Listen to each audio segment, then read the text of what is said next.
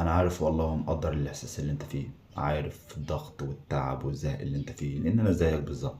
عارف عارف احساس انك تصحى كل يوم الشغل وانت مش طايق تروح الشغل، مش طايق الخروج اساسا من البيت.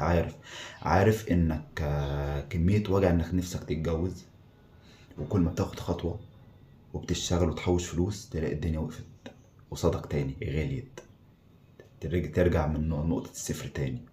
عارف انك نفسك تفتح بيت وتشيل مسؤولية، او انك دلوقتي حاليا فاتح بيت وشايل مسؤولية، وكل ما بتظبط دنيتك الدنيا بتقفلها في وشك، باب ورا باب، باب ورا باب. فاهم كل ده وعارف كل ده، وبيحصل معايا انا شخصيا، ومقدر قمة وقوة الظروف عاملة ازاي وشدتها. شقة غالية ومهر غالي وشبكة غالية. فاهم كل ده وعارف. والبنت اللي بتخرج تشتغل عشان تساعد والدها او والدتها عشان تكمل جهازها،